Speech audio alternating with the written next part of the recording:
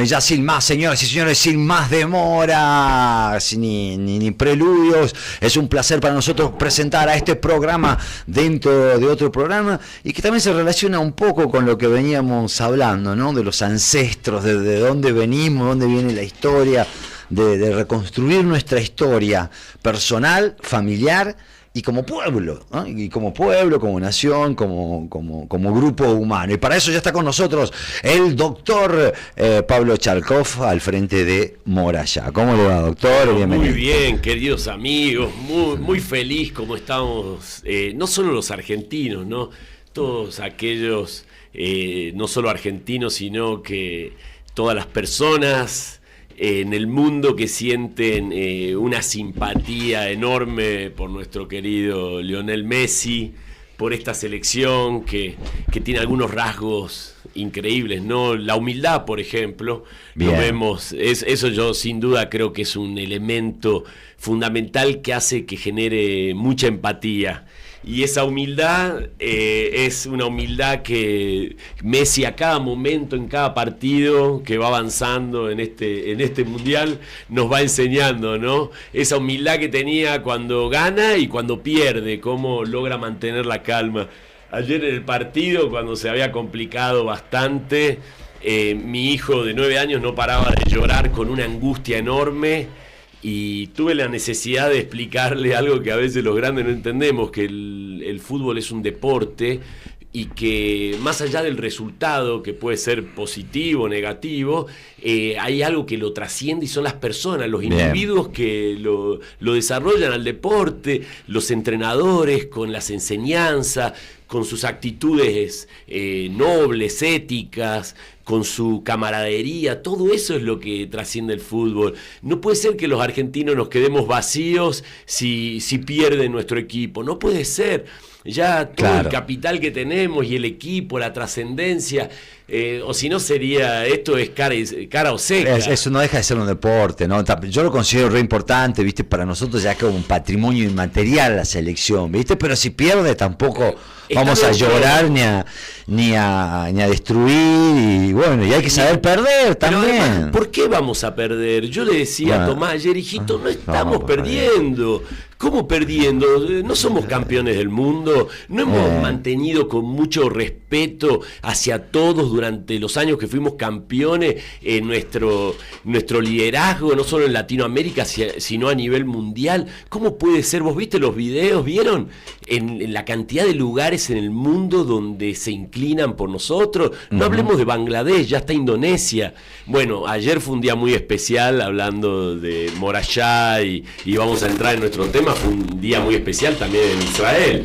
Recordemos que Israel está volcado completamente a Argentina, ya lo habían anunciado, y ver la filmación en los distintos lugares, cómo se juntaron los argentinos, la diáspora argentina, que en Israel son 100.000 argentinos, o sea que tienen un peso importante, pero toda la gente que simpatiza con Israel y en todo, con Argentina y en todo el mundo. Así que bueno, eso una alegría enorme que no había que dejar de lado, porque como vos decís, es importante para nosotros, y me alegro que sea importante para nosotros la cultura del deporte. Bien. Me alegro que para nosotros sea importante la organización, el modelo de la selección argentina como una organización exitosa, con liderazgo, con respeto, obviamente, como tiene que ser toda organización, ¿no? Con respeto desde Messi.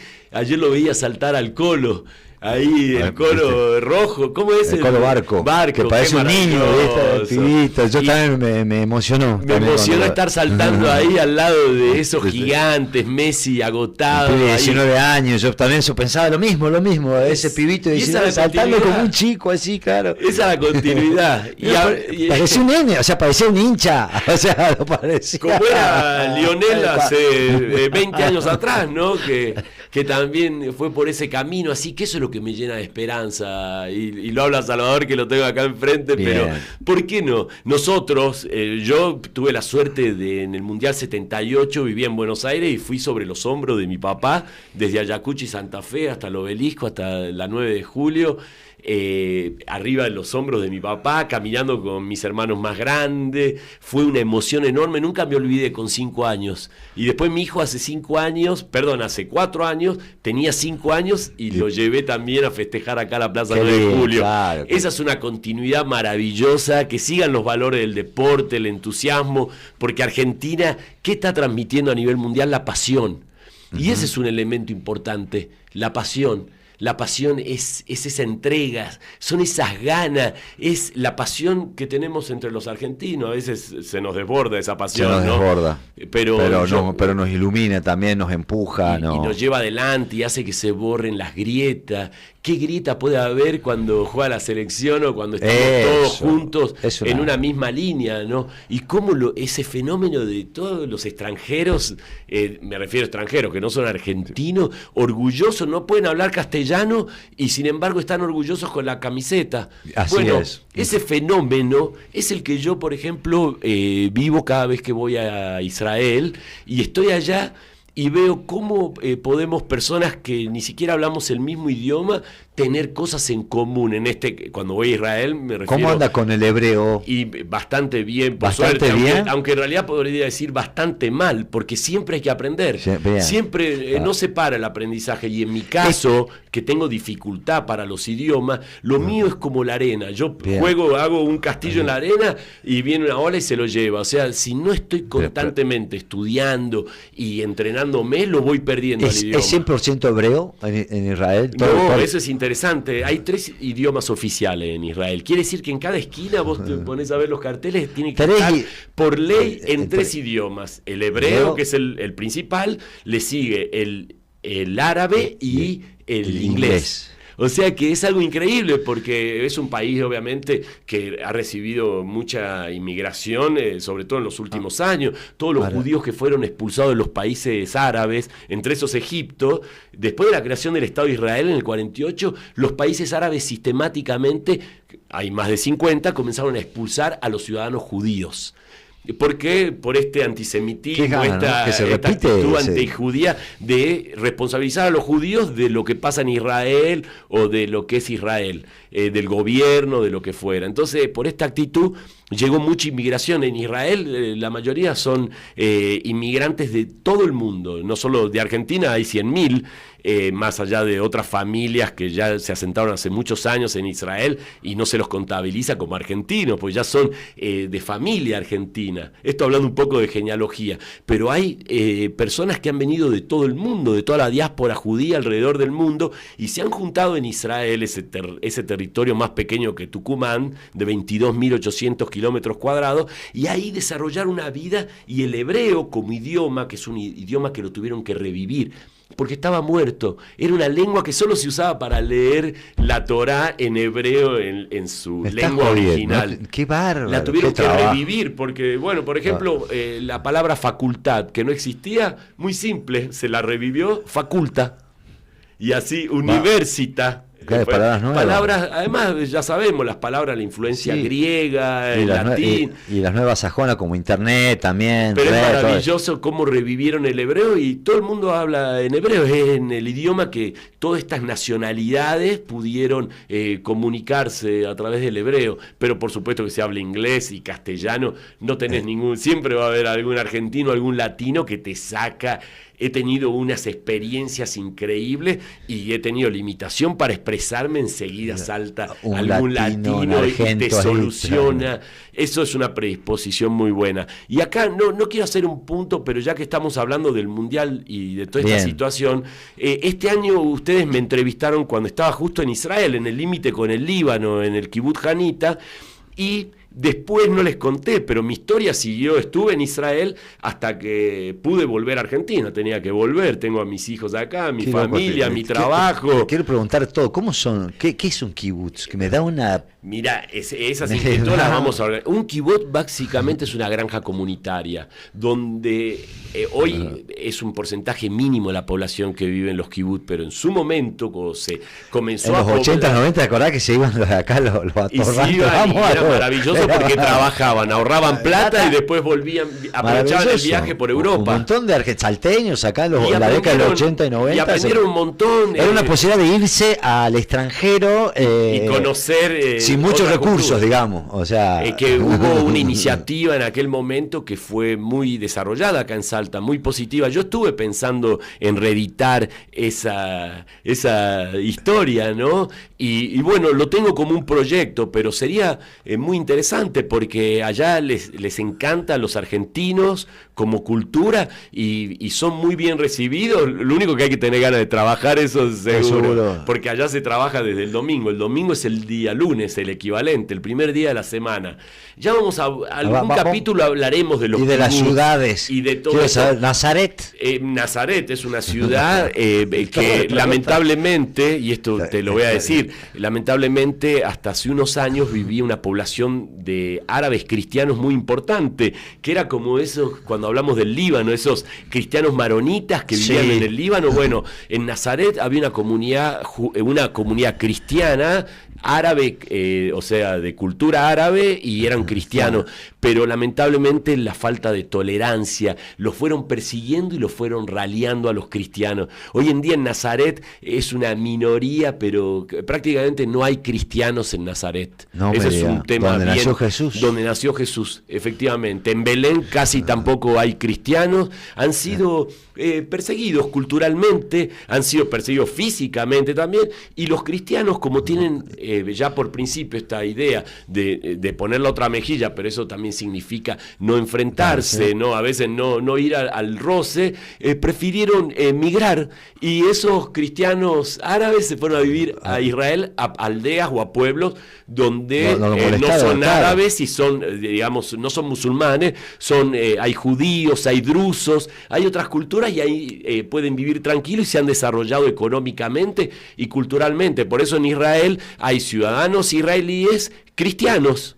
Claro. Es algo bien curioso. Recordá que de los 10 millones de ciudadanos que hay en Israel, 2 millones son musulmanes, por ejemplo. Así que la tolerancia, cuando hablan de Israel, que esa parte, esos todos son eslogan, como el eslogan ahora que quiere esgrimir los DT de Egipto diciendo que le robaron el partido. Esos son eslogan que después quedan. O sea, eslogan que está todo eso que se repite, está todo arreglado para que Messi gane, o sea, todo eso que se repite ahí. Que le digan eso a mi hijo, que está todo arreglado, y me alegraría que así sea y que alguna vez esté todo arreglado para que Argentina, eso ya sabemos que es falso, claro, ya porque lo hemos vivido en el cuerpo, lo vivió, la sensación, la angustia la hemos tenido, hemos somatizado completamente. Entonces les quería contar, después de esa historia, cuando estaban bombardeando el norte de Israel, donde yo estaba, desde el Líbano, para salir de Israel, como Israel estaba constantemente atacado y es un país tan chiquito que el espacio aéreo, si están atacando, además lo estaban atacando al norte, Hezbollah desde el Líbano, que no es el Líbano, siempre recuerdo eso, para que obliguemos a que nos digan bien las noticias. ¿Cómo que Israel ataca al Líbano? Israel ataca a la fuerza terrorista de Hezbollah, no al Estado del Líbano con el que están negociando un tratado, un verdadero tratado de paz, no un memorándum de entendimiento que después vamos a volver sobre el tema. ¿Te acordás lo que pasó? Ya me lo anticipó acá en exclusiva. Qué grande que lo haya anticipado, pero yo te quería contar, porque esto va a seguir esta historia y van a pasar los años, y yo te voy a decir, ¿te acordás? Y vos vas a decir, Pablo, tal cual. Ya tenemos que comprender quiénes son los actores. Cuando comprendemos quiénes son los actores en el Medio Oriente y en el mundo en general, vamos a comprender su comportamiento. De una dictadura como la de Corea del Norte, que es terrible, es atroz con su propia gente, no podemos esperar, por ejemplo, ahora que Corea del Norte envíe 2 aviones con ayuda humanitaria a Venezuela. Pero sí podemos esperar que mande 2 aviones con soldados a ayudar a Putin en la guerra contra Ucrania. O sea, si comprendemos quiénes son los actores, también vamos a comprender cómo se comportan. Una dictadura que asesina a su propio pueblo, no podés esperar que su comportamiento sea un comportamiento noble, vinculado al ordenamiento mundial, a los derechos, etcétera. Todo esto, ¿por qué? Porque cuando tuve que salir de Israel en medio de la guerra para volver a mi país, donde trabajo, donde tengo mis hijos, tuve que salir por Egipto. Egipto tiene un acuerdo Según dicen, en realidad no es un tratado de paz. Suena así, tratado de paz con Egipto. Lo firmó Israel en el año 78 de Camp David, 78/79. Y este tratado de paz con Egipto creó, es un acuerdo de conveniencia para los dos, pero no es un tratado de paz. ¿Por qué? Porque no se ha tratado de avanzar. Para que haya paz tiene que haber una integración de los pueblos también. Imagínense que Egipto desde aquel año nunca jugó con la selección de Israel al fútbol. Estamos hablando del fútbol, un deporte que debería unir. Egipto no acepta jugar con Israel. Tal es así que Israel, como no aceptan los países árabes, incluso Egipto, que tiene un tratado de paz, entre comillas, con Israel, no acepta jugar con Israel, Egipto. Entonces, por eso Israel nunca entra en el Mundial, porque le toca la zona de Europa. Va a jugar contra Grecia, no tiene chance, no puede jugar donde debería jugar en su zona, es como si fuese que Argentina no puede jugar en Sudamérica y se tiene que ir a otro lugar. ¿Por qué? Y porque ya sabemos lo que estamos hablando siempre, porque Israel es la única democracia en Medio Oriente, porque Israel es un país que es el único país en el mundo, de casi 200 países, el único país judío. El resto, ya sabemos, países cristianos o católicos, países musulmanes, hay más de 50. El único país judío del mundo es Israel. ¿Y quién le sigue después? ¿Rusia? ¿Cuál es después de Israel? ¿Cuál es el país con más judíos, con más fuerza política? Estados Unidos tiene más de 5 millones de... Recuerden que en el mundo solo hay 15 millones de judíos. De un mundo de 8.000 millones de habitantes hay 15 millones de judíos, de los cuales en Argentina se calcula que por lo menos hay 150.000. Para que tengan una idea, es la comunidad latinoamericana más importante. Pensé que había muchos más. Sí, lógico, también. Los conozco casi todos. La gente, yo no. Estoy jodiendo. No, pero claro. Pero básicamente esos son cuestiones que la gente no tiene, dimensiona todo de una manera, y esto tiene que ver con los intereses que hay a nivel mundial muchas veces de presentar a los judíos como que son una potencia, que quieren. Bueno, esto mismo pasó hace miles de años en Egipto. Y vamos a retomar acá, aunque sea unos minutos, el final del Génesis. Dale, vamos a la historia. Que ya está el pueblo de Israel, o sea, todos los descendientes, toda la familia de Jacob, que se pasa a llamar Israel, recuerden, cuando lucha contra ese ángel, contra Dios o con Dios. El que nunca se cansa. Se cansa, bueno. Finalmente José, ya sabemos la historia, termina siendo el gobernador de Israel, de Egipto, y trae a toda su familia. ¿70 dijiste que era? En total, cuando entra el pueblo de Israel, que son los hijos, los nietos, todos, eran 70 hebreos que entran a Egipto en aquel momento. Ahora son 15 millones. No, en todo el mundo, claro. Bueno, la comunidad judía ahí nace, ¿o no? A nivel de mundial. 70 es el pueblo de Israel. Por supuesto, no se pudo recuperar de la Segunda Guerra Mundial, del Holocausto, donde murieron 6 millones de judíos. Todavía la población judía a nivel mundial no pudo recuperar los niveles que tenía antes de la Segunda Guerra Mundial. Por esos 6 millones de judíos. Además, recordemos que en el judaísmo no existe el proselitismo, digamos, la conversión como política. La conversión es algo que existe, por supuesto, es una de las formas de ingresar al pueblo judío a través de la conversión, pero, digamos, no es una política ni de Estado ni de las comunidades judías. Convertir, como si, por ejemplo, en el cristianismo o los mismos musulmanes que hacen la palabra evangelizar. Exactamente. Y van queriendo sumar cada vez más gente a su religión, los judíos. Y ese es un elemento interesante que hace por qué los judíos son tolerantes, porque nunca vas a escuchar a un judío que diga o los herejes o yo acabar con todos los herejes, porque en la visión universal de los judíos está convivir con todos los pueblos del mundo, con distintos idiomas, con distintas culturas. El prójimo son todos, no es un prójimo en particular. Entonces, bueno, esto viene desde aquella época. Ese pueblo judío ya sentado, en realidad no era pueblo judío todavía, era el pueblo hebreo, que después pasa a ser el pueblo hebreo por Eber. Puede ser por dos motivos, no se sabe todavía. Se le decía hebreos porque venían del otro lado del río. Eso quiere decir, despectivo, Eber quiere decir del otro lado del río. Venían del otro lado del río estas personas. Entonces le decían los hebreos. Pero también se cree que esta palabra viene de Eber, que era uno de los hijos de Noé, que nosotros recuerden que comenzamos el Génesis desde Abraham, no desde el principio, que ya vamos a comenzar, porque vamos a arrancar desde Abraham. Entonces, vamos a ir saltando, pero por el tiempo no quiero abusar de lo que dijimos. Hoy ya terminamos Génesis, vamos a comenzar con Éxodo, Shmot en hebreo. Éxodo, el segundo libro de la Torá. Ahora, del Tanaj, fíjense qué interesante. El pueblo judío ya instalado en Egipto, recuerden, el faraón los invita porque está muy contento con José y porque ven que esta gente trabajadora que además se dedica a pastar. Recuerden que a los egipcios ser pastor era algo degradante, era una actividad que se le dejaban para los esclavos.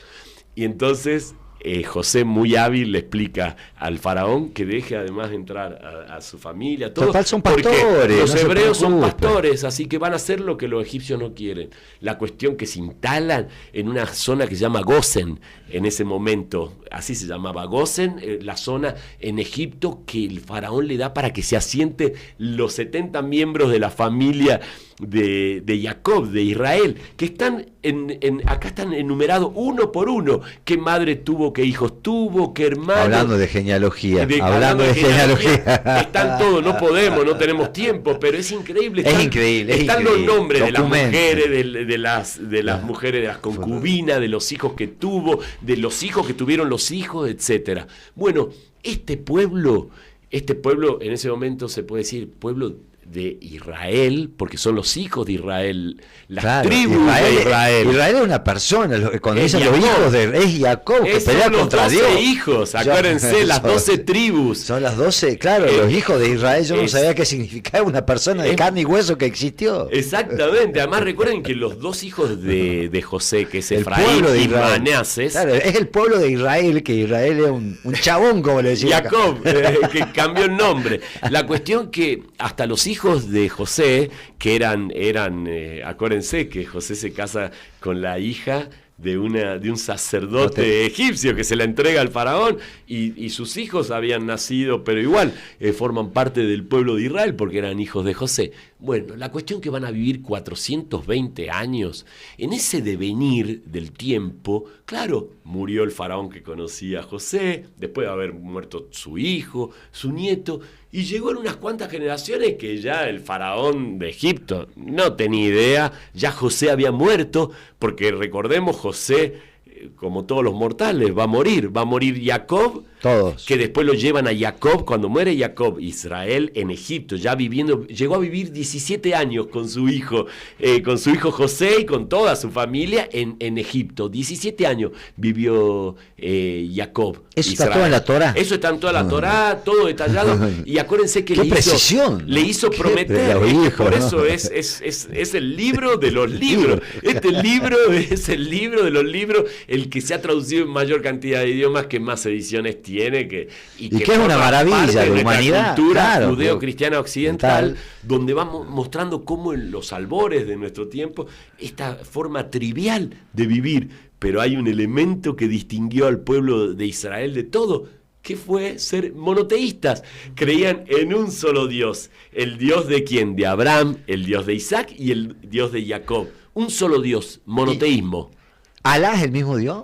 Sí, en realidad Alá es el mismo Dios. Lo que pasa es que Mahoma, en el año 600 después de Cristo aproximadamente, recuerden, Mahoma, el origen de Mahoma, a diferencia del de Jesús, que es, digamos, el que da el puntapié inicial al cristianismo, Cristo, que venía toda su cultura de judía, porque Jesús nació en Judea, era un rabino, todo lo que enseñaba el amor al prójimo, no hagas a los demás lo que no te gustan, todo eso es de la cultura judía, de esto que vamos leyendo y vamos a ir viendo cómo se fue avanzando. Ahora va a comenzar la parte más importante, Éxodo. ¿Por qué es importante? Porque este pueblo viviendo en Egipto, en un momento, claro, el faraón no conocía a nadie, ya no sabía de las andanzas de José, de todo lo que había logrado con las 7 vacas, esos 7 años de riqueza, los 7 años de hambruna, toda esa genialidad. El ser humano tiende a ser desagradecido y a olvidarse. Lo tengo presente. El otro día, bueno, eso, me fue bien en algo, qué sé yo, y me acordé Después van a venir 7 vacas flacas. Ya me acordé que entonces hay que ahorrar. Hay que ahorrar y hay que cuidar las cosas, claro. ¿no? Y a veces las 7 vacas gordas, hoy en día, con la economía que manejamos la clase media, 7 días flacos nos arruinaron, los 7 días que no llegamos a fin de mes. Claro. Así que esto nos enseña todo el tiempo. Hay que ser cuidadosos en todo, ¿no? La relación entre padre e hijo, la relación entre hermanos. Todo. Y fíjense, hablando de esto, el faraón llegó un momento que temió por este pueblo, y lo dice acá. Dijo, estos israelitas se están haciendo un pueblo más numeroso que nosotros, porque vivían, imagínate, y se iban reproduciendo y vivían organizados en familia. Además tenían cultura a la hora de las comidas, sabían cómo cuidarse, tenían un esquema donde cuidaban a los ancianos, cuidaban a las mujeres que quedaban viudas, cuidaban a los niños que quedaban huérfanos. Todo ese sistema fue generando una sociedad muy con valores. Es importantísimo el paso por Egipto. Exactamente, una comunidad de que fue interesándose por las cuestiones que ya José les había enseñado, que había que cómo comportarse, ya también Jacob les había enseñado, Isaac, Abraham, recordemos todas estas generaciones que fueron dando su aporte. Entonces, bueno, llegó un momento que el faraón temió por este pueblo que cada vez se hacía más fuerte y tenía miedo que en algún momento se alíe con algún enemigo de Egipto. Siempre la persecución, sobre todo de los faraones o de estas personas que se creen iluminadas, que fueron elegidas por Dios para gobernar, típico de dictadura, porque Milei acá, en cuanto se haga el loquito, termina su tiempo electoral y viene otro, y así vendrá otro y otro. Y hasta el mismísimo Donald Trump, que es tan todopoderoso, las tiene complicadas, pierde la elección y se tiene que ir a la casa. En cambio, un ayatolá lo designan hoy, hasta que no lo matan o hasta que no muere, lo tenés que aguantar, o un dictador. Entonces, fíjense, en aquel momento el faraón localiza a 2 parteras que eran, se ve que las que estaban de moda, como si las 2 parteras como las 2 clínicas más importantes de la comunidad israelita en Egipto, y les dijo que asesinen a los varoncitos, dejen solo a las mujeres. Miren qué interesante, eso el faraón le recomienda a estas 2 parteras. Una se llamaba Cifra y la otra Fúa. Están los nombres de ellas. Estas parteras no pudieron hacerle caso al faraón, aunque sabían, el faraón tenía la jerarquía de un dios, era el dios en la tierra, pero estas parteras estaban influenciadas por la cultura israelita y no aceptaron, sabían que había un dios por encima del faraón y por encima de esto, y a ese dios no le iba a gustar que mate a los varoncitos. Entonces estas parteras... El faraón, en un momento de enojo y para decir, che, esto no nos gusta estos extranjeros, esta gente que no son de acá, porque demasiado los poder, israelitas siempre mantuvieron sus características de ser una tribu que venía del Canaán, que sabían que en esa tierra había sido prometida a sus padres, siempre de generación en generación iban recordando la promesa que le habían hecho a quién, al primero, a Abraham, esa promesa de que haré de ti naciones, y los que te bendigan los bendeciré, y los que te maldigan los maldeciré. ¿Qué pasa al final con los chicos? ¿Qué pasó con los chicos? El faraón dice, bueno, no los maté ni los desterré, pero matar a los varones. Matar a los varones, porque además en esa época... A los varones recién nacidos... Miren qué interesante, en esa época la judeidad o la condición de la tribu la daban los hombres. Claro. Iba pasando de los hombres, entonces las mujeres, no quiero ni aclarar en este medio por qué les interesaba que queden las mujeres vivas, nada más. Los hombres, matarlos a todos. ¿Qué es lo que se hacía con las culturas para acabarlas? Matar a los hombres, y a las mujeres las hacían esclavas, las hacían sirvientas de ellos. Matar a todos los hombres. Para los varoncitos bebés. A los varones. A los varones pero recién... no los mata, porque tanto Cifra como Fúa no los matan, engañan al faraón de alguna manera. ¿Y qué pasa? El faraón advierte esto y comienzan a ponerles restricciones a los israelitas. Les comienzan a cobrar impuestos excesivos. ¿Se acuerdan que en la época de José estaban exceptuados de los impuestos, porque era tanto el agradecimiento que tenía el faraón a José y a su familia, que los dejó que habiten y que se desarrollen en una zona de Egipto? Y a los sacerdotes tampoco les cobraba impuestos. Bueno, acá les cobró más impuestos que a nadie. Pero curiosamente los judíos prosperaban, no los judíos, los israelitas en ese momento. Todavía no existía el judaísmo, porque el judaísmo va a venir cuando estos israelitas vuelvan al Canaán Y falta todavía para eso, va a haber un reino que se va a llamar el reino de Judá y el reino de Israel. De ahí pensé viene que era de Judea. Viene del reino de Judá, que va a ser uno de los reinos. Pero esto no me quiero adelantar. Volvamos a este tema. La cuestión que siguieron prosperando. Entonces el faraón ya se enojó y dijo no. Y ya dio la orden, ¿no? Bajo pena de muerte, que se iba a matar a todos los varones. Y ahí, ¿qué pasó? Ahí aparece nuestro querido Moisés. Ahí aparece que Moisés va a ser una figura como nuestro Messi, ¿no? Que va a ser algo extraordinario. Porque ese Moisés, que van a ser dentro de una tribu de los hijos de Israel, de la tribu de Levi, que era uno de los hijos de Jacob. Entonces, de ahí viene, ya lo dice, hablando de genealogía, ya acá nos cuentan que van a ser un chiquito que se va a llamar Moisés, que van a ser en la familia, en realidad no se va a llamar Moisés, ese nombre se lo ponen después. Es profetizado. Pero, exactamente, y van a ser, nace en la familia de los Levi. Que después hicieron pantalones. Esa es la genealogía que tiene. Que después hicieron un pantalón. Exactamente. La cuestión que acá vamos a ir un poquito cerrando porque quería hacer un comentario también importante sobre la actualidad. Bien. Pero fíjense, Moisés va a surgir de esa familia y ya va a aparecer el primer problema. La orden estaba de matar a todos los varones. Lo esconden a Moisés. Su mamá lo esconde a Moisés. Dicen que era un bebé hermoso. Lo logra esconder durante 3 meses. ¿Por qué esconder? Porque lo estaban persiguiendo. El faraón y todas las autoridades que tenía iban casa por casa de los judíos, de los israelitas, buscando a los varones. Porque ya había fallado esto de contar con las parteras, con Cifra y Fúa.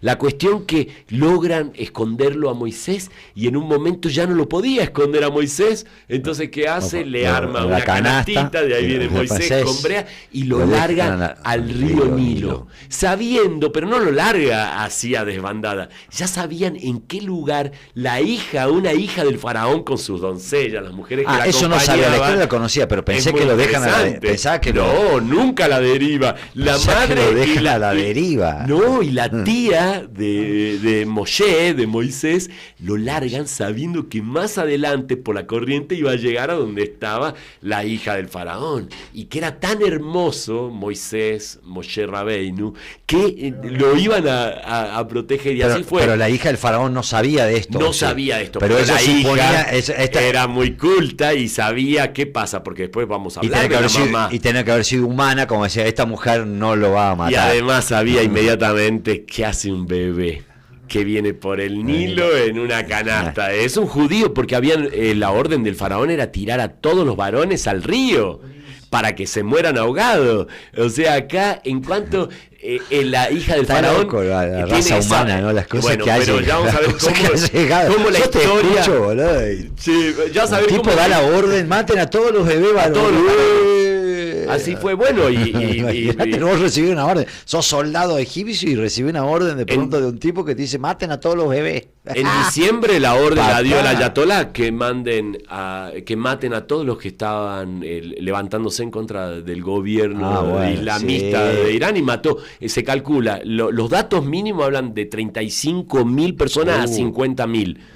O sea que es una locura. O sea que sí, el ser humano en esto no cambia. Sí. Pero por suerte, esta mujer dotada de una humanidad enorme, que después vamos a ver qué pasó de la vida de ella, porque sabemos qué pasó de la vida de ella. No solo lo que nos dice el Tanaj, sino la tradición fue contando qué pasó con esta hija de un faraón que lo protegió a Moisés. Y mirá qué inteligente. Inmediatamente que la hija del faraón lo agarra a Moisés, aparece la tía de Moisés, y como la hija del faraón dice, debe ser un hebreo.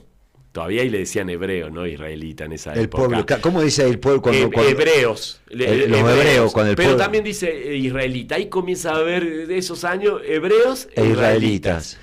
Todavía no judíos. Hoy se puede decir hebreos, israelitas o judíos, y son casi sinónimos, si se quiere decir hoy actualmente. Pero israelita más sería el natural de Israel. No, eso es israelí. Mirá vos. Israelita no es natural de Israel. Israelí es el natural de Israel. Y israelita es perteneciente a la nación. Perteneciente a las tribus de Israel, de Jacob. De ahí viene terminológicamente. hay que hablar con corrección Sí, en qué perfecto, época. por eso. Recién se va a decir a los hebreos, a los israelitas, se les va a decir judíos después que aparezca el reino, o sea, cuando aparece el reino de Judá. De Judá. Porque los que, como Jesús, que nació en el reino de Judá, judío, después Judá va a terminar siendo una provincia romana. Ajá. Que la provincia que ellos se hacen cargo. Y bueno, pero falta todavía eso. Volvamos, acá estamos hablando más o menos 1500 años antes de Jesucristo, para Bien. que se puedan ubicar. Entonces, Moisés va a ser salvado por la hija del faraón y se acerca a la tía y le recomiendan que tome una nodriza. O sea, porque la hija del faraón no tenía leche. Entonces, que adopte, que contrate una nodriza hebrea para que le dé de comer a Moisés. ¿Y a quién contrata?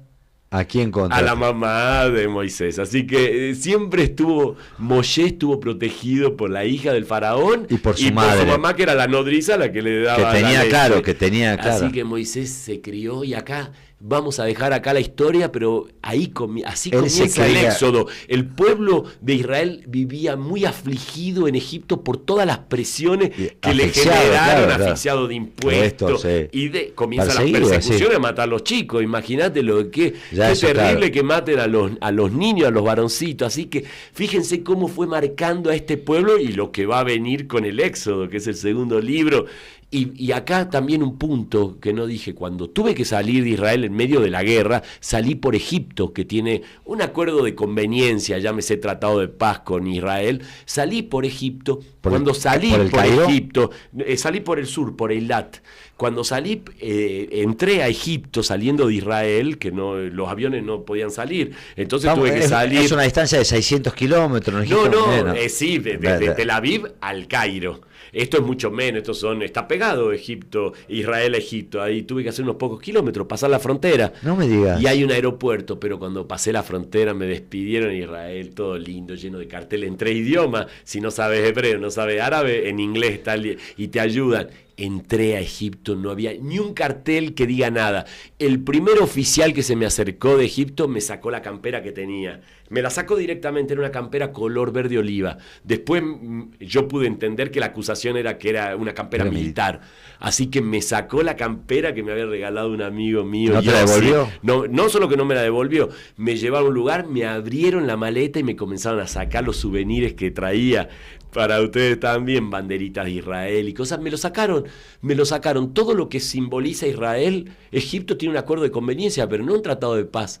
Y como es una dictadura y cada uno hace lo que quiere, porque no hay que yo pueda... El libro de reclamo, tuve que aceptar que me roben la cartera, que me abren la valija, te roben los souvenirs. Y me sacaron ropa también, consideraron que era ropa militar, y me sacaron un montón de cosas. No tuve posibilidad de discutir nada, porque además perdí el taxi, que me cobraba ya $150 para hacer unos cuantos kilómetros hasta el aeropuerto. Es un sistema corrupto que ya vos no tenés alternativas, no podés elegir entre varias alternativas. Es uno solo. Además tenés que pagar una visa que sale 20 euros o $20, no 20 euros. Y te piden propina antes de concederte la visa. La visa te la conceden en la frontera. Imagínate que yo le diga, no te voy a dar propina. Y ya te avisaron que tenía que ser por lo menos más de $10. La tenías que estar preparada y mostrársela que la vean y recién te autorizaban la visa. O sea, me hicieron todo eso, además de hacerme pasar un mal momento y una angustia hasta último momento que pude salir de Egipto. Fueron 2 horas o 3 horas y de ahí logré salir hasta Grecia y de ahí volver a Roma y Buenos Aires. Pero miren qué interesante. ¿Y tu llegada a Israel fue también igual? ¿O no, Israel es una democracia. Y aparte estaban mis amigos recibiéndome. ¿Vas vía Europa? ¿Cómo se va a Israel? No, ahora va a haber vuelos directos a Israel desde Buenos Aires. Aunque vuelo directo sin sobrevolar partes de África, donde son países que son enemigos de Israel y no le permiten sobrevolar. O sea, por rutas aéreas, pero va a haber vuelos directos. Yo fui en el último viaje por Italia, por una empresa ITA Airways, que fui hasta Roma y de Roma a Tel Aviv. Pero para volver, ITA ya dejó de volar en ese momento por la guerra y tuve que salir por Egipto. Pero yo, ¿saben qué? Cuando estuve ahí, estaba tan enojado y tan amargado de eso, pero feliz de poder haber salido de Egipto. Claro, salí de ahí. Yo nunca aplaudo cuando aterriza el avión, pero cuando despegó el avión comencé a aplaudir y todo el avión aplaudió cuando salimos de Egipto, yendo a Grecia. porque realmente Ese no tenía clima garantía. hostil, claro, podía pasar cualquier cosa. Y lo que perdí, dije, bueno, prefiero perder eso, pero no tener problema, porque si me demoraban, perdía. Puede ir preso, porque si no te dejan hablar en un idioma. Resistencia a la autoridad, marche preso, perdé el avión, perdé todo pero sin ningún problema. Para no quedarme con rencor, nada, dije, cada vez que tenga la oportunidad con gente, le voy a regalar, no viajen a Egipto. Porque es una dictadura, van a ser maltratados las mujeres, porque son sistemas islamistas, claro. Que están en contra de la mujer, la consideran, la van a ver siempre tapada, sojuzgada por el hombre, no puede vivir en las mismas condiciones que el hombre, o sea que acá hay muchas cuestiones, pero volviendo a eso, y ayer, cuando era el partido con Egipto, debo reconocer ¿te acordaste de todo eso? ¿Y por qué me acordaba? Porque el que me robó las cosas en el aeropuerto me dijo argentino, Messi, pero me lo dijo con sorna, como diciendo argentino que viene de Israel. Me acordé y dije, ahora, cuando ayer le ganamos, se debe haber acordado de ese argentino de cara de Gil que debo haber tenido yo en ese momento, cansado, agotado. Dijo, vos tenés la campera de una vos tenés la campera. Y la ropa y las banderitas que me sacó, bueno, ahí está, lo debe haber recordado, así que tuve una felicidad enorme. Último dato de la realidad y lo dejamos para la próxima. También estén atentos a qué va a pasar con este famoso, acuérdense cómo lo habían planteado, ya era un tratado de paz. Después pasó a ser un memorándum de entendimiento. Y hoy Trump, desde Turquía, que también les voy a contar de Turquía, la que se viene con Turquía, ¿no? Para que vean que ahí no hay paz para nadie. Turquía, que es un miembro de la OTAN, pero por otra parte es un país que está entre Asia y Europa, y es un país que actualmente es gobernado por Erdogan, que es un dictador con una filosofía de los hermanos musulmanes. Bien. Él cree en el mundo dividido entre islamistas y herejes, así que imagínense lo que puede pasar. Pero Trump ya está amenazando que esta noche va a comenzar a bombardear a Irán. Fíjense toda la vuelta cuando les decía que es todo... No se dejen llevar por las noticias, por los titulares, traten de investigar un poco más. Queridos amigos, muchas gracias a toda la audiencia. Hermoso, y nos estamos viendo. Hermoso. El próximo martes. Volvemos el martes. Volvemos al martes. Y ojalá que volvamos felices. Ojalá que sigamos en el Mundial el martes. Y escuchen, y vos hoy eras muy cuidadoso en cuanto si va a ganar o va a perder. Nosotros siempre queremos pensar lo mejor, pero se juega hasta el último minuto. Vamos Argentina. Así que chicos, mucha suerte y un abrazo a todos. Un placer. Nosotros también nos despedimos. Ya vienen las perfectas desconocidas, le agradecemos por los minutitos y nosotros nos despedimos. Mañana no venimos porque es feriado hasta el viernes, queridos amigos. Mañana feliz día de la patria, feliz día de Argentina. Feliz día de la patria. Tengan eso, hagan un asado patrio, guiso patrio, vívanlo y el viernes lo charlamos. Gracias Pablo. Gracias a ustedes.